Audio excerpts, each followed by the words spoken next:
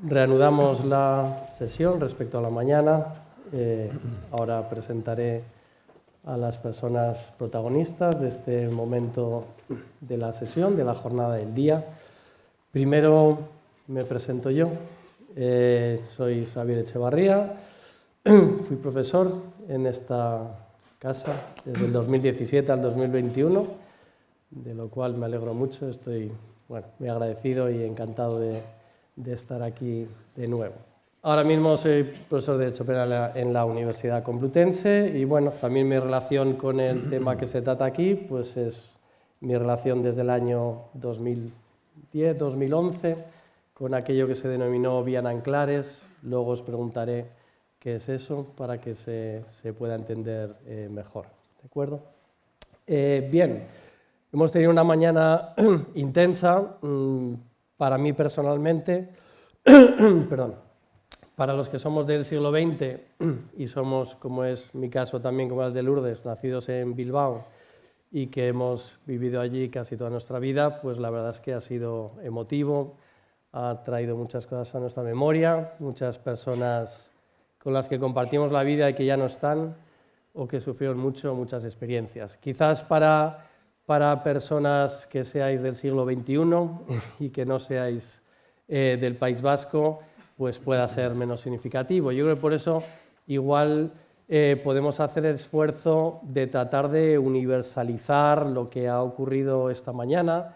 Yo creo que es en parte la pretensión de esta sesión de la tarde, de ahora y de las dos sesiones posteriores, porque antes Álvaro, que tan magníficamente ha presentado, ¿no?, toda la sesión de la mañana, destacaba una serie de cosas con las que se había quedado de la sesión. Claro, yo con una que me he quedado muy claramente es que el fanatismo no está nada lejos de nosotros. No lo ha estado en Euskadi durante tantos años, no lo está ahora en nuestra sociedad. Y semillas de fanatismo hay siempre a nuestro alrededor. Y el fanatismo crea amigos y enemigos, y el fanatismo crea distorsiones cognitivas, el fanatismo crea violencia. Diría que la violencia crea odio, y el odio crea violencia, y se alimentan, y eso también está cerca de nosotros ahora mismo. Hemos hablado también de la indiferencia. ¿Cuántos vascos no nos achacamos haber sido indiferentes a tantas cosas, haber ignorado tantas cosas? Bueno, hoy día, posiblemente para seguir viviendo, todos seguimos ignorando muchas cosas que están ocurriendo a nuestro alrededor y en el mundo, en el que hay personas sufriendo violencias injustas. Pero nosotros tenemos prisa, tenemos otros objetivos en la vida, tenemos otras cosas que hacer. Así que el germen de la violencia, del fanatismo, de la indiferencia, de la complicidad, es algo a lo que debemos estar atentos siempre. No ha quedado atrás en el siglo XX, en esta historia del siglo XX de Euskadi que penetró incomprensiblemente en el siglo XXI, sino que, yo creo que es universal, igual que de las cosas de las que vamos a hablar, que son el diálogo, el encuentro, el daño, el dolor, el sufrimiento, el perdón, la recuperación, todos estos conceptos universales de los que pretendemos hablar. De cara a presentar a Maisabel Lasa y a Luis Carrasco, empezando por el final, por así decirlo, Maisabel se ha hecho mundialmente conocida. Estuvimos juntos en Boston, allí, poniendo la película, ¿verdad?, en una semana muy interesante y, por muchos lugares en la que esta película, ¿no?, a la que hay que agradecer a Itziar Bollaín y a Isa Campo, ¿no?, las guionistas y Itziar Bollaín y directora, ¿no?, la gran repercusión que ha tenido esta película, que no solo ha hecho Maisabel famosa en muchos lugares en todo el mundo, sino la justicia restaurativa y estas ideas, como decía, universales que están ahí, que es lo que pretende abordar la película. Es difícil un poco esta parte porque entiendo que aquí hay personas que ya estuvieron el año pasado, ¿no?, por estas fechas y que conocen, por tanto, a Maisabel, conocen a Luis, conocen la película y habrá otras que no. Entonces, bueno, pues tenemos que tratar de hablar para todas sin aburrir a las que ya saben, así que intentaremos navegar entre estas dos aguas como podamos, ¿no? Creo que es interesante también destacar, yo creo que, bueno, también la repercusión de todo este fenómeno en el documental que hicieron para Movistar, ¿no? Jon Sistiaga y Alfonso Cortés Cabanillas. El documental Subía, un documental largo de 90 minutos de duración, en el que ya sin Blanca Portillo haciendo Maisabel, sino Maisabel haciendo de Maisabel, ¿no? Aparece en ese documental y relata muy interesante todo lo de quién era Juan Mari. Yo creo que todo me parece muy importante para entender todo quién era Juan Mari en ese documental, y luego cómo aparecen Maisabel y su encuentro con Ivonne Etxezarreta. El documental Subía, para quien le interese, forma parte de una serie documental que se titula ETA, el final del silencio, ¿no? De nuevo aparece la palabra silencio. Este silencio es muy distinto del silencio que le ha llamado la atención a Álvaro y con el que se manifestaba Gesto por la Paz, ¿no? Como lo mismo puede ser tan diferente, el silencio cómplice y el silencio rebelde, ¿no? En este documental, en esta serie documental ETA, el final del silencio, por cierto, para quien no lo sepa, una parte está rodada en un aula de esta universidad. El número 3, en el que creo que se titula Miguel Ángel Blanco. Aquello fue interesante.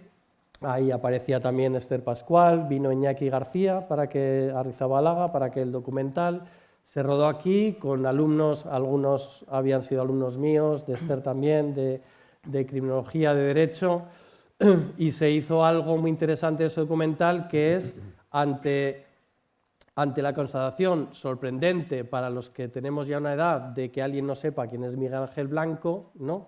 Y lógicamente las personas de 20 años no tienen por qué saber quién es Miguel Ángel Blanco.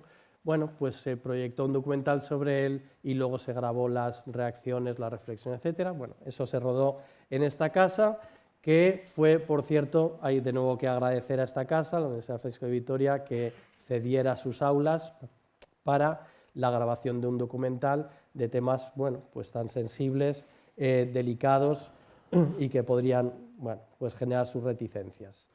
Creo que también Maisabel, además de esto, es conocida y reconocida por, tengo aquí apuntado, Hercúlea Misión, ¿no? De Hércules, por la fortaleza de su misión y de su compromiso con la paz, ¿no? Y con la transmisión de los valores de la paz, pero más que de Hércules debería ser de Ulises, por lo que viaja, ¿no? Por todo el país y por todo el mundo, participando en actos como este, que obviamente es lo primero que hay que agradecer, el esfuerzo que hace aquí, ¿no? Bien, ella ha asumido ese compromiso, ¿no? De ser testimonio de sí misma, ¿no? De sí misma, de su vida, de sus convicciones, de sus acciones, de las que hablaremos ahora, e incluso diría, yo, me corrige si no, de las de Juan Mari, de la de Juan Mari Jáuregui. Bien,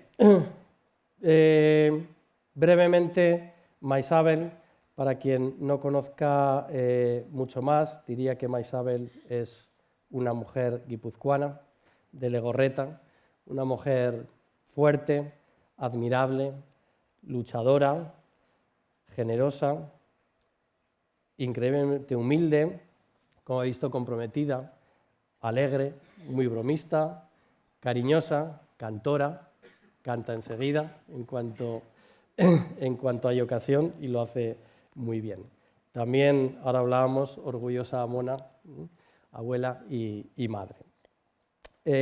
Maisabel, en su faceta social, pública, política, en mi opinión, primero de todo, ¿no? Yo pensando en ella, cómo presentarla, la pensaba como una demócrata, una persona que cree profundamente en los valores de la democracia, que son la libertad, ¿no? La igualdad, la justicia, y siempre ha sido una activista por la democracia y por los derechos humanos, ¿no?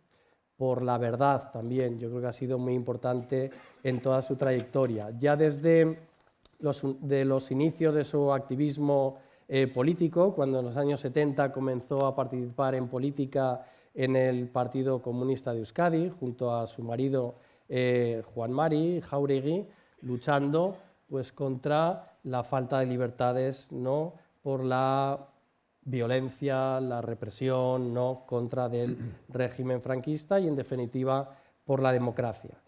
Y una vez en democracia, en los años 80, se afilió al Partido Socialista de Euskadi y desde esa participación política y en otros ámbitos sociales, pues también interviniendo siempre en este activismo a favor de la democracia y los valores que le son propios, ¿no?, como, perdonáis que me salga la vena de jurista, ¿no?, la libertad, la justicia, el pluralismo político, ¿no?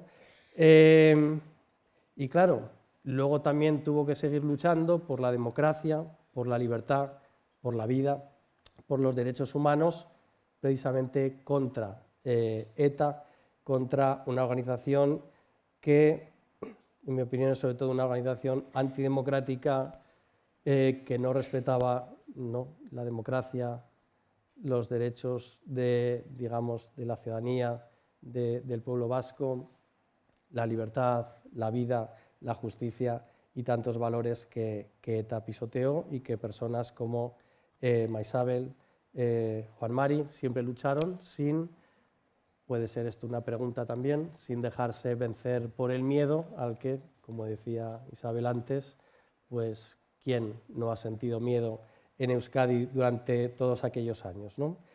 En el año 2000, el 29 de julio, llegó el zarpazo de ETA que acabó con la vida de Juan Mari Jáuregui, eso es irreparable, e hirió profundamente, ¿no?, de un modo tan injusto, inútil, fanático, a Maisabel, ¿no?, a María y a tantas personas, ¿no?, por centrarlos ahora. Claro, uno se pregunta, supongo que Maisabel se ha preguntado muchas veces, ¿por qué?, ¿no?, ¿para qué? Para nada, ¿no?, seguramente para nada. No sé si esto hace más doloroso o menos doloroso, ¿no? Yo diría, después de haber ido conociendo a Maisabel, que su muerte no fue en balde y que Maisabel mantiene viva la memoria de Juan Mari, la suya propia, y de esos valores, de esas convicciones y de esa valentía.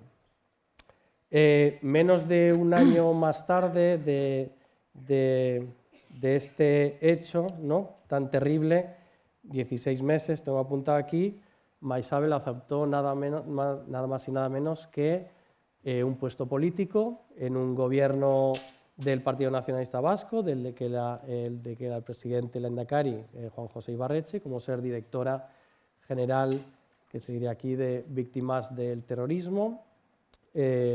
Bueno, pues creo que decir sí a esto de esta manera, ¿no?, y en este momento de su vida, creo que nos dice ya tantísimas cosas sobre las convicciones, el compromiso y la valentía de Maisabel. Menos de 10 años más tarde de eso, de ese 2001, en que entró a ser directora de víctimas, siendo directora de víctimas, llegó una carta a la Dirección de Víctimas del Gobierno Vasco, ¿no?, en el que unos presos que estaban en la prisión de Nanclares querían reunirse con víctimas, ¿no?, creo que de una manera así un poco genérica. Luego le preguntaría a Maisabel qué sintió en aquel momento con esa recepción y si se imaginó lo que a partir de ahí iba a suceder en los siguientes 13 años, ¿no?, desde aquel 2010-2011 y ahora hasta 2024. Se organizó lo que se llamaron los encuentros restaurativos a partir de esa carta, como ya se contará, con la intervención, por supuesto, del Ministerio del Interior, de la Dirección General de Instituciones Penitenciarias. En el marco de lo que luego podemos hablarlo, se denominó la Vía Nanclares, ¿no?, y, bueno, pues un tiempo después hubo una reunión de víctimas con Esther Pascual, la directora del grado de Criminología, y que ejerció en aquella época, comienzos del año 2011, las funciones de ser la mediadora de aquellos encuentros, y le dijo a Maisabel un día: Maisabel, Luis Carrasco quiere hablar contigo. Y ahí empezaría toda esta historia, ¿no?, que les encontró. Claro, y no se pregunta, ¿y quién es Luis Carrasco, que lanzaba esa oferta y que hoy nos acompaña en esta mesa? He dicho mesa porque tenía escrito mesa, pero no, bueno, sí, hay 3 mesas. Luis, como quería decir, es muchas cosas. Luis es muchas cosas, entre comillas. Entre otras cosas, Luis es una persona que, como él mismo escribió, aquel día que finalmente fue a encontrarse con Maisabel, quería pedir perdón por un crimen imperdonable.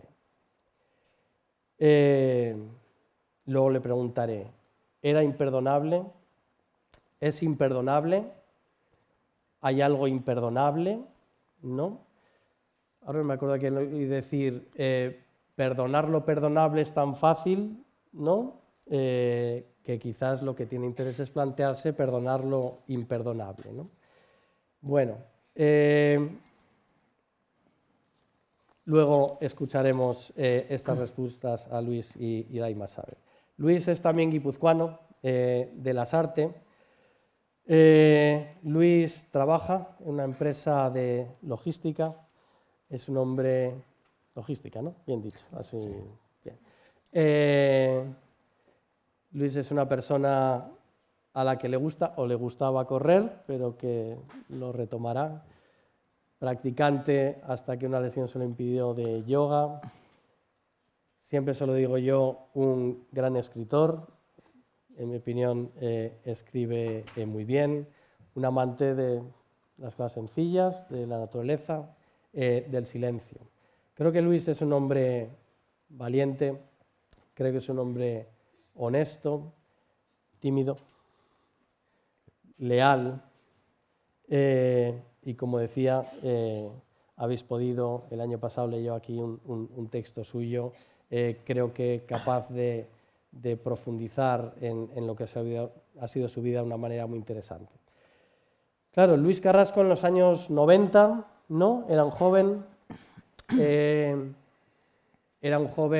él nos contará luego, ¿no? Le quiero preguntar por cómo recuerda aquellos años 90, un joven que entendió que en aquel momento de su vida, ya que en aquella situación histórica, como él la interpretaba, debía tomar las armas por un objetivo, tenía que sacrificar su propia vida y tenía que hacer daño a la vida de los demás para conseguir luchar por algo en lo que él creía, aunque para otros nos resultara incomprensible. Luis es una persona que años después empezó a dudar, empezó a reflexionar, se alejó de sí mismo y supongo que se vio a sí mismo desde otros sitios y se vio, seguramente intentó verse con los ojos de otras personas, ¿no? Me gustaría preguntarle a Luis luego cómo se hace eso, ¿no? Cómo uno es capaz de salir de sí mismo para verse desde otros sitios y con otros ojos, ¿no? Luis es una persona que en el año 2011 le dijo a Esther Pascual: Esther, quiero reunirme con Maisabel. ¿Por qué? Luis, ¿para qué? Y así llegó el día en que en la antigua cárcel de Nanclares, Maisabel y Luis, en presencia de Esther, empezaron a hablar. Como hoy aquí, 13 años después, con bastante más gente que entonces, en un escenario bastante diferente y después de conocerse y tener unas trayectorias vitales juntos y por separado. Primera pregunta, aparte de las que os he ido haciendo, ¿vale? Y que podéis ir tomando cualquiera de las preguntas que os he ido haciendo por donde queráis.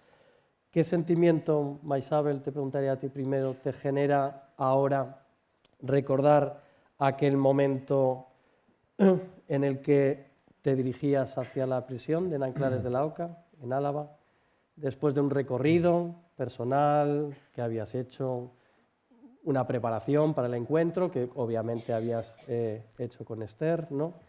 ¿Qué te aborda ahora recordando aquello?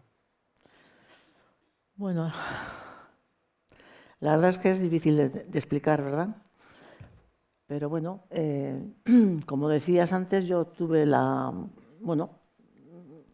hay que decir, la gran suerte de que Ibarretxe se acordase de mí y me propusiese para ser la directora de víctimas de terrorismo del Gobierno vasco. Eso en primer lugar. Porque todo aquello hizo que yo, durante todos estos años en los que estuve trabajando en el Gobierno vasco, pues quieras que no, he conocido a muchísimas víctimas. Perdón. Víctimas de ETA y también víctimas de otro tipo de terrorismos que en un día existieron en Euskadi y en el resto del Estado también, creo, que son el GAL y el Batallón Vasco Español y los grupos de extrema derecha, en definitiva.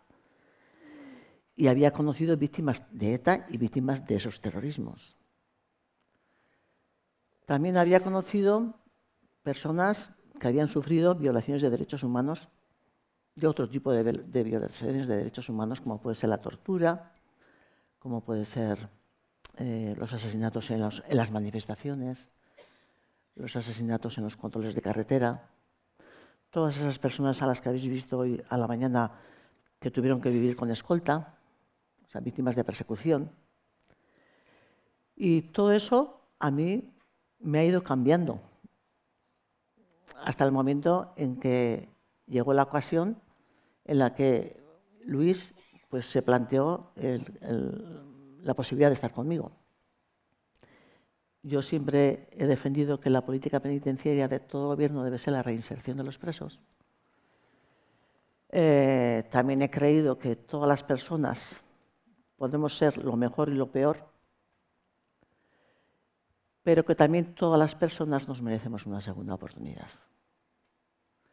Entonces, cuando se me pone encima de la mesa la posibilidad de hablar con Luis, pues la verdad es que no dudé demasiado. Hombre, hizo un trabajo estupendo Esther ahí en la preparación previa para el encuentro, pero yo creo que, y además teniendo en cuenta que nadie sabía el resultado de estos encuentros. Fueron encuentros totalmente voluntarios, hay que decirlo también, es la premisa más importante. Fueron encuentros totalmente discretos. Nadie sabía que se estaban realizando estos encuentros, que creo que también es importante, sobre todo en aquella época, porque estamos hablando del 2011, cuando todavía ETA estaba ahí vigente, ¿no? Y para mí, pues, el hablar de esto ahora, después de 13 años, me parece, y delante de todo este público, me parece una cosa muy importante, sobre todo para que los jóvenes conozcan de ese pasado que existió, pero que, bueno, todos nos damos cuenta, creo, que nunca debió de haber existido. Yo creo que lo resumiría así un poquito. Mi sensación ahora de poder estar hablando de esto con vosotros, que es es un avance en la convivencia, esa que tanto ansiábamos en aquella época, ¿no? Claro, oyendo a Maisabel, las cosas parecen normales, pero, y hasta sencillas. Pero entiendo yo que la inmensa mayoría de las personas, como me sigue ocurriendo a mí a día de hoy, todo esto me maravilla. Y entonces uno se pregunta, claro, ¿cómo es posible decir que sí a, como tú has dicho muchas veces, reunirte con la persona, con una de las personas que más daño te han hecho en la vida? ¿Por qué le dijiste que sí? Pues porque Juan Mari hubiera hecho lo mismo. Si hubiera sido al revés, al contrario. Lo que pasa es que a Juan Mari no le dieron esa segunda oportunidad. Juan María les hubiera convencido que lo que iban a hacer no estaba bien y que no había que hacerlo, ¿no? Pero Juan María era un hombre que trabajó toda su vida en la construcción de puentes. Para él el diálogo, el respeto, la defensa de los derechos humanos era importantísimo. Y él decía que eso había que trabajarlo y cuanto antes mejor. Lo que pasa es que duró mucho. Después, fíjate, le mataron en el año 2000 y hasta el 2011 no se cerró el... No sé cómo se dice. Nadie apagó la luz. Nadie apagó la luz. Sí. Luis,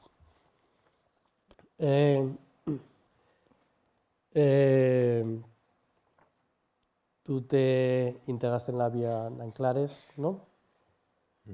Más o menos en que 2009, 2010. En torno a esos años, sí. Lo que se denominó la Vía Nanclares, yo lo definiría, no sé, lo hablo y a la vez te lo pregunto, ¿no? Claro. Si estás de acuerdo con la idea de que la Vía Nanclares fue una política penitenciaria determinada que impulsó el Ministerio de Interior en aquella época, Sí. en la que la idea era, claro, entonces como se ha visto hoy, existía antes lo que se ha llamado la dispersión, el alejamiento, ¿no? La dispersión era que los presos por delitos de ETA estaban dispersos por, digamos, toda la geografía nacional, en diversas prisiones, en grupos pequeñitos, ¿no? Con un determinado objetivo, y lo que se decidió es variar esa política de ubicación de personas para que las personas que estaban en una vía de, bueno, como ha definido Maisal, vía de reinserción, ¿no? Podemos definir luego eso qué significa, ¿no? Fueran acercadas al País Vasco para estar más cerca de sus familias. Entiendo que una especie de, bueno, por una parte una idea de premio, ¿no? a un proceso de reflexión, ¿no? De reversión, de recuperación, de reinserción, y unos cuantos presos, creo que en aquella época, cuando yo estuve por allí, en aquella época, octubre, noviembre de 2011, había unas 19, 20 personas, ¿no? En aquellos talleres que hicimos solía haber unas 10 u 11 personas. Había otras que estaban también en, si no recuerdo mal, el Dueso y en Zuera. También se hizo una reubicación, de tal manera que las personas que estabais en Nanclares, por eso se le llamó la Vía Nanclares, las personas en Nanclares estabais en un proceso de autocrítica, ¿no? Respecto a lo que habéis hecho. Cuéntanos, quizás hasta llegar hasta ahí, un poco tu historia, en el sentido de, antes hablaba de ti, en los 90, ¿no? En los 90 tú eras joven, adolescente, ¿no? Sí, eso es, bueno, implicado en la política, pues que de Ciudad Berchale, fundamentalmente, básicamente, de una manera pues muy radical, totalmente inmiscuido pues, en ese fanatismo, en esa lógica de, ¿no? Bueno, de estar enfrentado a un enemigo, y bueno, se va generando, pues cada vez bueno, te vas profundizando en ese papel, y al final pues termino en ETA ejerciendo acciones terroristas contra la sociedad al final, y contra la vida de personas en concreto completamente inocentes. Tú en aquel momento integraste lo que se llama, entiendo, un comando legal, ¿no? Es decir, tú Eso, sí. comando legal, Sí. que seguías haciendo tu vida ordinaria. Sí, aparentemente era una persona con una vida normal, sí. Es decir, formaba parte de tu ordinaria, recibir órdenes. Sí. Y ejecutar atentados. fuiste detenido en En 2001. el 2001. ¿Después de cuántos años de militancia? Pues desde los años mediados de los 90, 93, 94, por ahí. Y en el 2001 entras en prisión. Prisión, sí, en agosto. ¿Cómo describirías la prisión? Bueno, es un lugar duro, la que hay mucho dolor, mucha gente con circunstancias personales muy tremendísimas. Y bueno, pues estás allí viviendo. Luego ya, bueno, pues en la cárcel tienes mucho tiempo para pensar, para concluir, para hacer una relectura personal acerca de tus circunstancias, de lo que ha sido tu vida, de todo el sufrimiento que has generado. Y vas...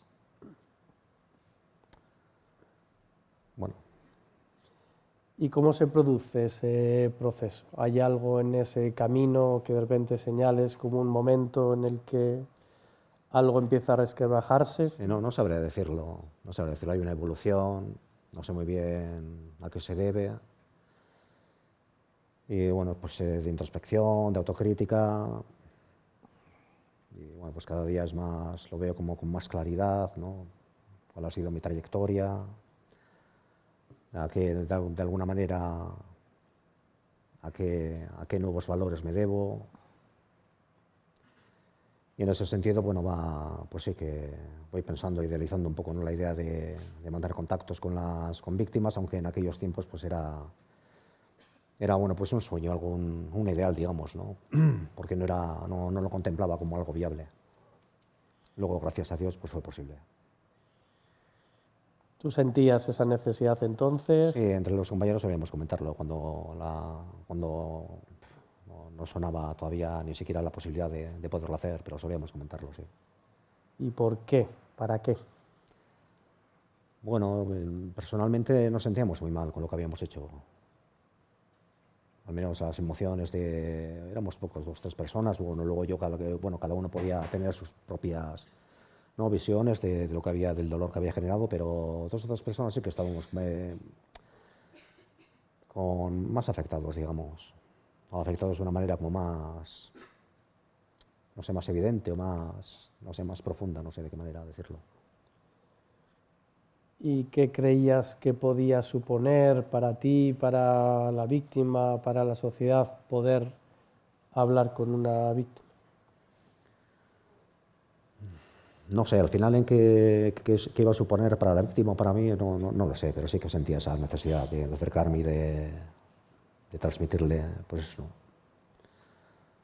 el resumen que yo hacía del daño que le había generado en su vida. O sea, que igual, perdón, en aquel entonces era una necesidad, digamos, más intuitiva, ¿no? Supongo que hoy día, bueno, hoy día sé, porque lo has escrito, ¿no?, que le pones mucho más... Sí, no contenido. intuitiva, sino que era algo que llevabas dentro, no sé cómo explicarlo. Total, que en esa circunstancia llegó Esther Pascual a la cárcel de Nanclares. Si habéis visto la película, hasta tiene cierto momento cómico, ¿no? La escena en la que llega y todos reunidos, ¿no? Os hace un planteamiento. ¿Qué pensaste? Bueno, a mí me pareció una oportunidad increíble para poder realizar aquello, ¿no?, que sentía. Pero sí que las circunstancias son muy similares a como se reflejan en la película. Había distintas o disparidad de visiones, ¿no?, acerca de aquello. O sea, hay gente que lo veía como, bueno, de una manera como muy intrusiva ¿no?, en su, no sé, la manera en la que veían que tenía que solucionarse todo. Bueno, para aquellas personas pues sería menos, bueno, tendría menos sentido, era menos concebible, pero para otros, para mí por lo menos, fue genial poder... Perdón, tú lo viste inmediatamente, que eso Sí, era lo que sí. tú querías. Sí. Te dejo descansar un poco. Maisabel, contadnos, por favor, cómo fue aquel encuentro, basado, por supuesto, en que había habido una preparación previa, ¿no?, de un número X de sesiones, ¿no?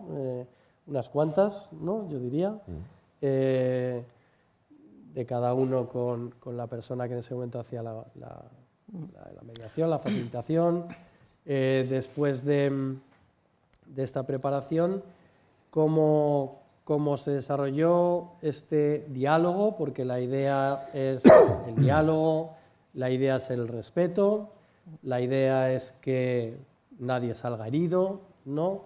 Es decir, estas son ideas básicas de la justicia restaurativa, de cualquier proceso restaurativo.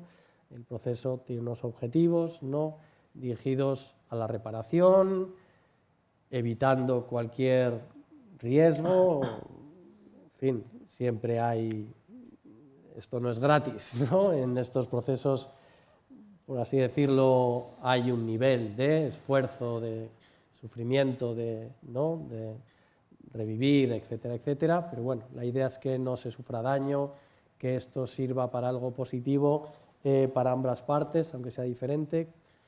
¿Cómo le contarías tú al público cómo se desarrolló aquel encuentro? Bueno, vamos a empezar diciendo que la preparación a la que asistí con Esther pues fue bastante cómoda, entre comillas. Seguramente la preparación de Luis fue un poco más dificultosa, pero bueno, eso dejándolo aparte ya lo contará él si quiere después. Pero bueno, yo acudí a ese encuentro que fue el 26 de mayo del 2011. Yo en ese momento vivía con 2 escoltas y aquello parecía una película de no sé qué. Íbamos a Nanglares, Esther, Maisabel y los 2 escoltas en el coche. Llegamos a Nanglares, nos recibió el director de la cárcel, que no me acuerdo cómo se llamaba. Juanan. Nos recibió amablemente, nos trasladó a una habitación pequeña, una mesa redonda, me acuerdo, 3 sillas, 3 vasos y una jarra de agua. Todavía no estaba Luis allí presente. Yo la verdad es que estaba bastante tranquila en esa primera entrevista que tuve con Luis, porque pensaba que me iba a encontrar con una persona, a pesar de que pensaba que me iba a encontrar con la persona que más daño nos había hecho, también pensaba lo que he dicho antes, ¿no?, de que eran personas que habían hecho un recorrido personal de reconocimiento del daño causado, de responsabilizarse de todo lo que hicieron, que me parece muy importante. Y bueno, estuvimos casi 3 horas hablando. Hombre, la verdad es que las preguntas, o muchas de las preguntas las hacía él y él me contestaba. Me encontré con una persona con una autoestima pues no muy elevada, que me repetía una y otra vez. Bueno, primeramente hay que decirte que no sabían de Juan Mari casi nada. Sí que sabían que fue gobernador civil de Guipúzcoa, pero a partir de ahí, pues no muchas cosas. No sabían que había pertenecido a ETA en su juventud. Y bueno, pues yo le pregunté muchas cosas. El por qué, cómo deciden quién mata. Y sí que me di cuenta de que él contestaba a las preguntas que hacía, pero luego me repetía una y otra vez que era una persona mala. Y yo le dije, hombre, si fueses una persona, como tú dices, mala, que no hay nada bueno en ti, pues yo no estaría aquí hablando contigo. Yo creo que es el momento en que se sonrió un poco Luis en aquel día. Y le dije, yo creo que todo lo contrario. Tú eres una persona valiente, que te has enfrentado a la organización a la que pertenecías, con lo que eso supone allí, viviendo allí, en el País Vasco. Eso supone que para los ojos de los tuyos, se supone, has pasado de ser un héroe a ser un traidor, con lo que eso suponía allí. Bueno, desaparecieron de todas las revistas, de todos los periódicos, de las cosas internas de lo que es la organización, ¿no? Yo me encontré con una persona que mirándole a los ojos me daba cuenta de que estaba totalmente, yo diría, arrepentido de lo que hizo, que no lo volvería a hacer. Y llegó el momento en que, no sé, yo quería entenderle, ¿no? Entonces, para mí, el escuchar a la persona que te ha hecho daño también es importante, porque de alguna forma intentas entender el porqué de las cosas, ¿no? Aunque no las compartas. Y bueno, me encontré con una persona de esas características, ¿no? Una persona totalmente arrepentida de lo que hizo. Y bueno, y luego la verdad es que hemos seguido manteniendo relación. A día de hoy, no hace mucho estuvimos comiendo juntos. En fin, que nos vemos de vez en cuando. Mira, la última vez, hace un año, estuvimos aquí, los dos. Y yo entiendo que Luis no es la persona del año 2000. Es otra persona totalmente distinta. No solamente él, también yo. Hay una canción de Imanol que dice que todo surge para cambiar, ¿no? Todo lo que se crea cambia, o sea, el ser humano cambia, cambiamos todos. Entonces, desde ese punto de vista, pues bienvenido al club. Luis, ¿tú cómo recuerdas después de aquella sesión, ¿no?, de la que hablábamos, conjunta, empezaste el trabajo? ¿Cómo recuerdas aquel trabajo de preparación? Bueno, fueron unas cuantas sesiones bastante intensas, bastante contundentes también, bueno, que me invitaron a reflexionar, que me prepararon también para el encuentro con Maisabel. Y bueno, fue un proceso bastante, bueno, de introspección también, de consolidar algunas ideas que ya tenía, sobre todo la de encontrarme con Maisabel, lo que eso iba a suponer para mí, para ella. Bueno, luego llegó el día del encuentro con ella y bueno, pues lo recuerdo con mucho nerviosismo. Me enfrentaba pues a un momento pues muy difícil, porque iba a estar delante de Maisabel, que había generado un dolor inmensísimo. No hay palabras para darle la vuelta a eso, de perdón tampoco, no. Entonces, bueno, en ese sentido, pues impotencia, bueno, con la sensación de que no iba a ser capaz de transmitir lo que realmente sentía. Fue un momento muy difícil. Y bueno, pues con Isabel pues estuvo un poco pues bueno, era tal cual la vemos, pues muy abierta, pues con una grandeza personal enorme, que era patente entonces en aquellos instantes, por supuesto. Y bueno, pues fue pues también una lección, ¿no? Y bueno, pues así lo recuerdo. Yo quería decir que cuando salí del encuentro, salí con una sensación. La verdad es que yo fundamentalmente me animé a participar por lo que he dicho antes, porque ellos habían hecho un recorrido personal y yo casi me veía en la obligación de estar con él, pensando en que eso iba a ser bueno para la futura convivencia a la que aspirábamos todos allí, ¿no? Pero salí como si me hubiera quitado un peso de encima. El saber o el conocerle, que esa persona que había matado el año 2000 a mi marido, que no lo volvería a hacer y que una vez cumplida la condena iba a salir de la cárcel, no pensando que era un héroe, sino que todo lo contrario. Yo muchas veces digo, no me gustaría estar en el pellejo de ellos, la verdad. No me gustaría, porque me imagino que será difícil vivir con toda esa mochila detrás. Pero bueno, es lo que hay. La mochila, esta palabra de mochila ha salido unas cuantas veces. ¿Cómo es la mochila? Bueno, es difícil de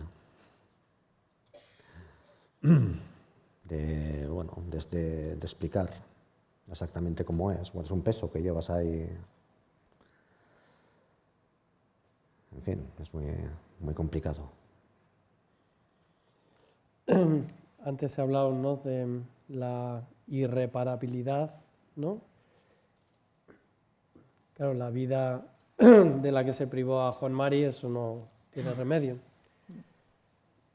¿El daño que tú sufriste es reparable o no? ¿Te sentiste reparada al salir? ¿Ese peso que te quitas de encima? Sí, puede ser una reparación y con el tiempo más. Es decir, ese fue el primer día, pero luego nos hemos visto muchas veces. Entonces, cada vez te das dando cuenta, pues eso, de la brutalidad del suceso, pero que luego, de alguna forma, a esa persona le hemos recuperado.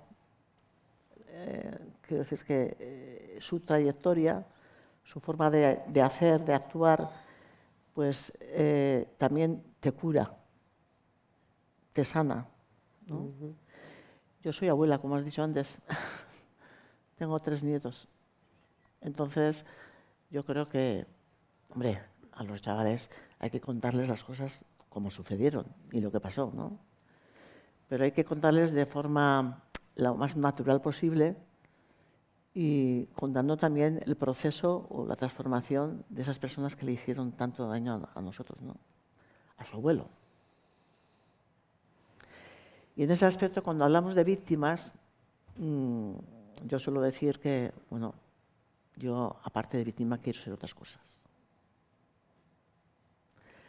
Porque en realidad, víctima fue Juan Mari. Juan Mari no ha podido disfrutar de sus nietos. No se enteró de cómo su hija terminó la carrera estupendamente, que está trabajando. En fin, son cosas, muchas cosas en la vida que te ayudan, y claro, y luego está la posición de ellos, ¿no? No es lo mismo una persona como Luis, que se ha dado cuenta de lo que hizo y que piensa que nunca tuvo que haber sucedido aquello. Conocemos también mucha gente que ha sido de ETA y que todavía están pensando en ETA, de alguna forma en su fuero interno, ¿no? Porque al final se idealizó mucho el ser militante de ETA, ¿no? En aquella época. Era como ser un salvapatrias o yo qué sé qué, ¿no? Cuando era todo lo contrario, ¿no? Entonces, en ese aspecto, esa trayectoria de estas personas, pues a mí me ha servido para de alguna forma seguir viviendo. Seguir viviendo. ¿A ti, Luis, en qué dirías que te ayudó, te transformó? No, decíamos, no eres el mismo de los años 90, no eres el mismo del 2001, no eres el mismo del 2010 tampoco, ¿no? No, tampoco.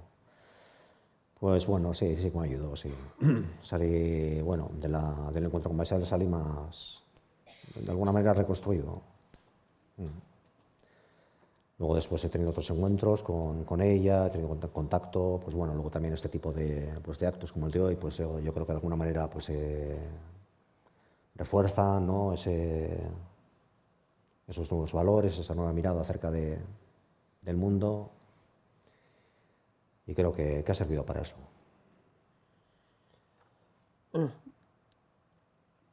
Claro, solemos decir, ¿no? ETA, tú como en su momento miembro de ETA, ha generado multiplicidad de daños personales, ¿no? A Juan Mari, a ti, a María, a tantísimas y tantísimos miles de personas en Euskadi, ¿no? Pero también ha generado un daño social, ¿no? Lo veíamos esta mañana con el documental, ¿no? Que quizás a la gente joven le pueda parecer increíble que en el siglo XX, hace no tanto, se haya vivido ese miedo, ese enfrentamiento, esa fractura social, ese odio, ¿no?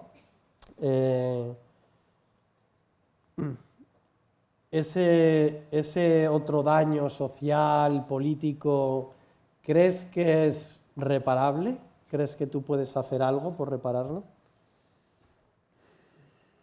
Sí, de hecho, bueno, ahora mismo lo estamos haciendo, ¿no? De alguna manera. Es verdad que yo creo que tendría que tener más eco todavía, de poner más medios, un interés por parte de instituciones, que habría una implicación más comprometida a la hora de trasladar, ¿no? Ciertas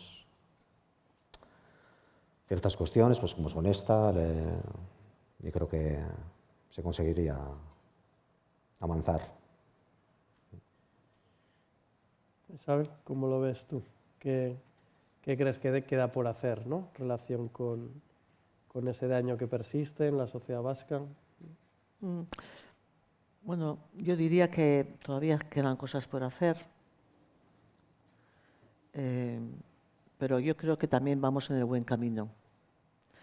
Afortunadamente, todos aquellos años de tanto terror desaparecieron, pero bueno, hubo distintas responsabilidades en todo lo que sucedió, ¿no? Unos son más responsables que otros. Y eso me refiero no solamente en el tema de ETA, sino también me refiero a otro tipo de terrorismos que hubo en nuestro país y que tampoco esas responsabilidades se han de alguna forma aclarado, ¿no? Y yo no sé si lo voy a ver, porque al paso que vamos, pero ¿cuánto cuesta decir lo que sucedió no tuvo que haber sucedido? Si solamente son esas 3 palabras, no son más. Pero me refiero no solamente a los que de alguna forma fueron la cúpula de ETA o los que... porque ahora ETA ya no existe, pero algunas personas están por ahí, en algún lado, ¿no? Y también hay responsables de los otros terrorismos. Pero yo creo que hay muchas cosas que hay que aclarar. Y como decías tú antes, para mí la verdad es muy importante, el conocer la verdad. Hay muchísimos casos que están no reconocidos o no aclarados en ambos lados. Y yo creo que todo eso es sano para pasar esa página, que tanto hablamos de la página, ¿no? Y bueno, estamos en el buen camino, por supuesto. A día de hoy, por ejemplo, en el caso nuestro, personal, nosotros todos los años recordamos a Juan Mari en Legorreta. Y ya de unos años atrás, aquí, pues hay bastantes personas de ese mundo abertzale o de la izquierda abertzale que vienen al acto. Un acto, bueno, público, no hay medios de comunicación, pero bueno, todo el mundo los ve, que están allí, ¿no? Cosa que era impensable hace unos cuantos años, ¿no? Vamos en el buen camino.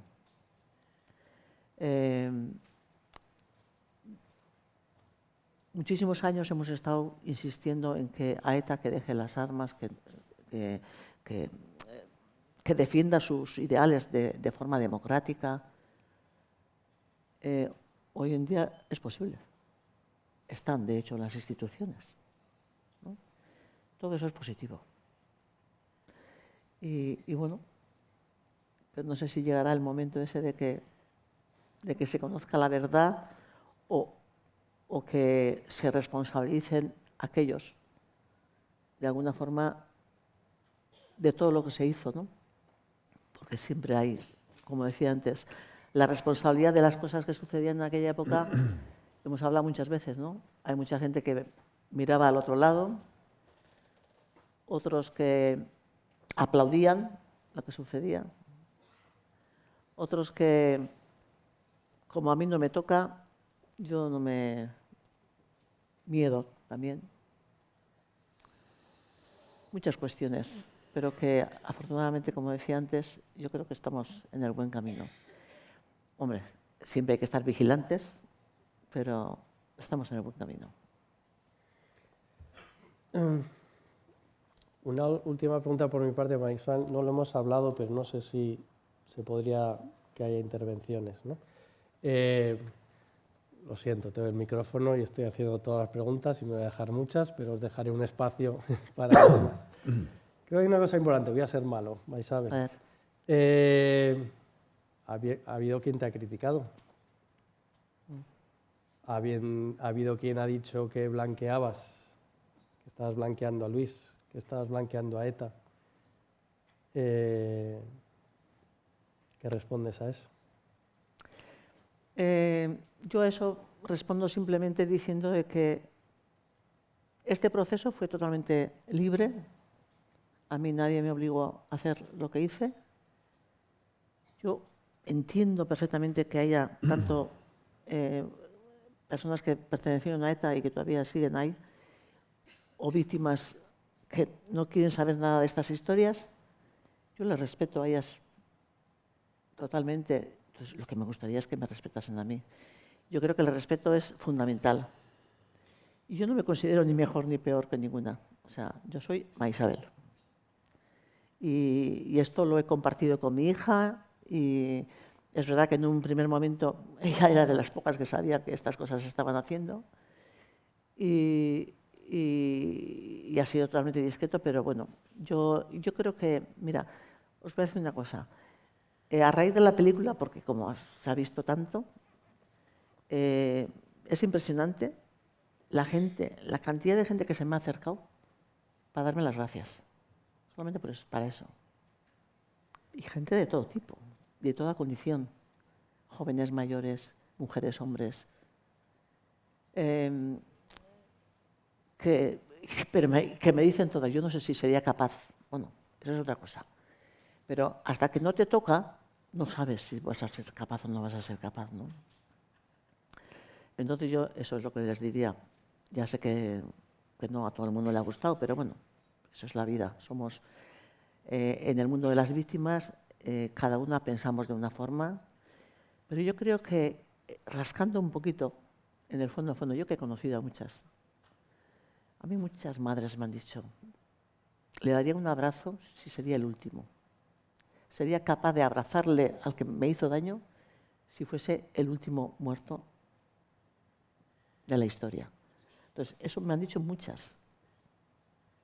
Lo que pasa es que luego los medios de comunicación, la utilización de todo esto, de toda esta historia que se ha hecho políticamente y se sigue haciendo, eso sí que no me parece, a mí personalmente no me parece bien, esa utilización. Las víctimas somos personas mayores y tenemos criterio, pero parece ser que a algunos les parece que no tenemos criterio, que tenemos que pensar todas así. Y no es así. Bueno, tendríamos unos minutillos. Yo creo que, a ver, no sé, a veces hoy día estamos acostumbrados a que nada parezca extraordinario, pero yo creo que este momento es muy extraordinario y si no lo he hecho antes, vuelvo a insistir ahora en el agradecimiento terrible que yo siento y que creo que compartiremos, el agradecimiento a Luis, el agradecimiento a Maisabel por hacer este momento posible, ¿no? En el que, no sé, a mí me parece que esto es muy difícil, muy duro, verter aquí esta intimidad, ¿no? Creo que es un privilegio para todos los que tenemos la oportunidad, así que si alguien tiene interés en poder hacer alguna pregunta, de nuevo reiterando el agradecimiento a Luis, a Maisabel por estar aquí, por supuesto, luego hablaré de nuevo a la universidad y al padre Florencio, ¿no? Pues primero de todo, muchísimas gracias tanto a Luis como a Maisabel, y es un placer volverles a ver. Y esta pregunta es un poco abstracta y va dirigida a Maisabel, y es que ¿qué entiende usted por el perdón? ¿Qué definición le daría a usted? Porque realmente el perdón se utiliza de forma banal y tiene un significado más abstracto y demás. Bueno, mucha gente me pregunta por mi opinión sobre este tema. Y la verdad es que, como bien dices, la palabra perdón la utilizamos muy asiduamente y de forma poco, ¿no? A mí me gusta más hablar de segundas oportunidades. Además, no soy creyente, pero bueno, dejando eso a un lado, yo entiendo que el dar una segunda oportunidad a una persona que te ha hecho daño tiene muchísimo más valor que el perdón en sí, ¿no? El perdón, ¿qué significa? Yo me acuerdo que cuando era pequeña iba al confesionario, pues eso, lo típico, le he robado a mi madre una galleta, yo qué sé, las cosas que se decían en aquella época, ¿no? Cuando era pequeña. Y el cura te decía, pues reza un Ave María o un Padre Nuestro y ya está, todo resuelto. No sé, no creo que lo que yo le he ofrecido a Luis, no creo que es eso. Creo que es mucho más. Me da la impresión. Y eso es lo que quiero que se me entienda, ¿eh? Que va más allá de la simple palabra perdón. Te podría hacer la pregunta después, quizá, pero creo que es una pregunta que a lo mejor alguien más está haciendo.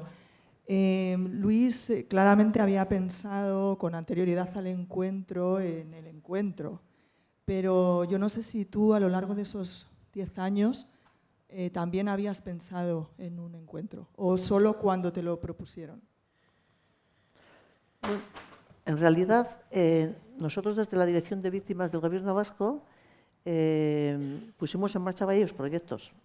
Y entre esos proyectos fundamentalmente trabajamos con víctimas de terrorismo, víctimas de ETA, víctimas del Batallón Vasco Español, del GAL, víctimas que se fueron incorporando de tortura. Entonces, todas esas, al final, era mi convencimiento desde el primer momento de que la política penitenciaria de un gobierno tiene que ser la reinserción de los presos. Y si no es capaz de reinsertar a esos presos, pues no cumple con el requisito o con la función que deben de tener, ¿no? La institución como tal. Entonces, en este aspecto, para mí, no sé, fue como avanzar más en el trabajo que hicimos desde la dirección, porque no solamente nos dedicábamos a las víctimas, sino que hablábamos más allá, íbamos más allá. Nuestra necesidad de hablar del sufrimiento iba más allá del simple atender a la víctima en su forma integral, ¿no? Entonces, esto también entraba en las posibilidades de si un día ocurría que había peticiones por parte de los presos, que se podría hacer. De hecho, yo entiendo que seguramente a día de hoy, claro, estamos hablando de torturas también, que fue una violación de derechos humanos muy importante, ¿no? Y yo creo que a día de hoy también hay movimientos dentro de los cuerpos y fuerzas de seguridad del Estado que tuvieron, pues eso, estaban involucrados en torturas, pues que se están también planteando la necesidad de establecer contacto con las víctimas que ocasionaron. O sea, esto es un trabajo en el tiempo va a ser muy largo y muy arduo, pero creo que es muy interesante.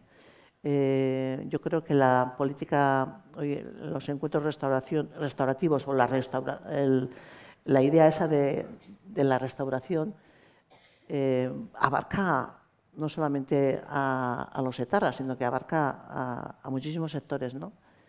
Y en ese aspecto, pues yo creo que nos queda un trabajo muy largo por delante, pero interesante.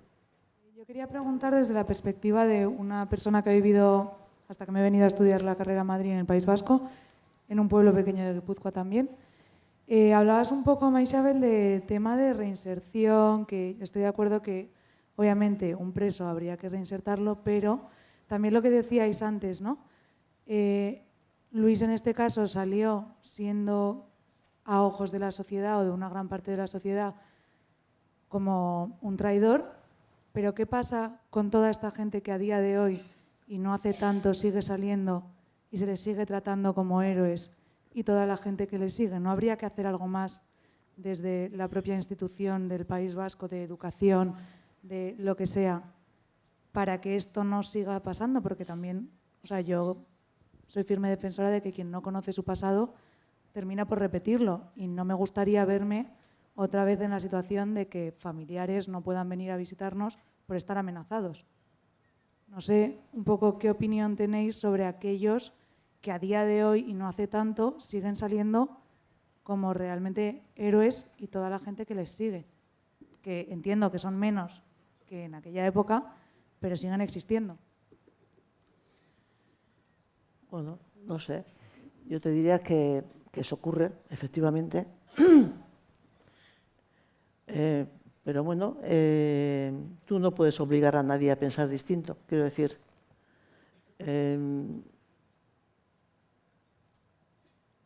no está reñido. O sea, la convivencia no consiste en irnos abrazando por la calle de todo el mundo. La convivencia consiste en el respeto fundamentalmente al que piensa distinto.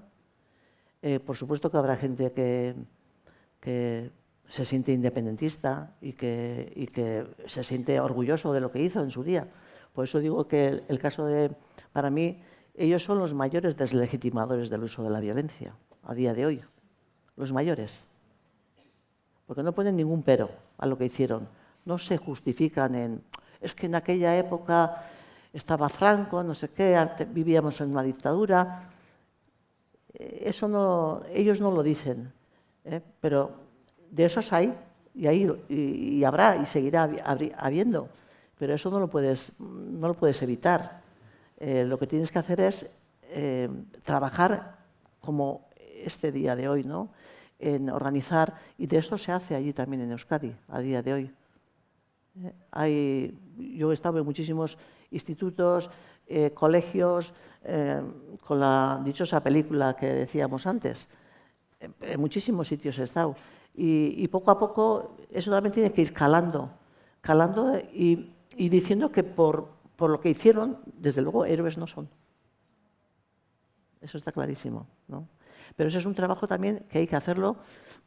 De hecho, hay un programa del Gobierno vasco en el que víctimas del terrorismo van a las clases a explicar sus hechos, o sea, a explicar que el uso de la violencia lo único que trae es más violencia, a explicar lo que sucedió en aquellos años, y todo eso es importante y todo eso se está haciendo. ¿Que habría que hacer más? Pues igual sí, pero bueno, hacer se está haciendo, ¿eh? Añadiría, perdona, por lo que sé, también en Navarra y sí. También en el Ministerio de Interior sé que se está haciendo, y se han reunido en Canarias, Sí. creo, para hacer un trabajo en ese sentido. Me gustaría que contestara Luis, si quieres. Sí, bueno, pues sí, completamente de acuerdo con lo que decía Isabel, pero además es que, bueno, suele tener una proyección muy sectaria y muy limitada, lo que ahora mismo se está haciendo, gracias a Dios, pero yo creo que todo eso se va a ir diluyendo y que va a quedar en nada. Sí. Y bueno, por otro lado, lo que decía Xavi, pues bueno, pues hay una vigilancia, ¿no?, sobre todo eso, así que, bueno.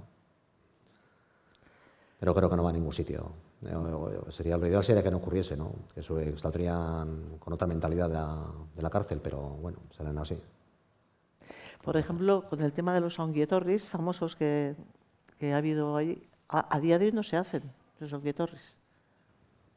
A día de hoy, que yo no vivo allí, no lo sé, pero hace 6 años yo he visto preparar la plaza del pueblo para hacer onguietorris. Sí, sí. Y las de otros pueblos. Entonces, sí que creo que es verdad que lo que decíais, ¿no?, que lo que pensabais, no sé quién de los dos decía, que todo esto tiene que llevarse a un punto democrático, pues sabiéndose que ese punto democrático en el que están aquellos que creen en lo que creía en su momento ETA, están en las instituciones, y las encuestas ahora mismo dan que van a ganar. Entonces, eso es lo que yo o sea, ir a un poco más en ese sentido. Sí que es verdad que hay gente que sigue pensando con esas ideas y creo que hay muchos más jóvenes de los que se piensa que Pero la estarían idea- dispuestos a matar otra vez.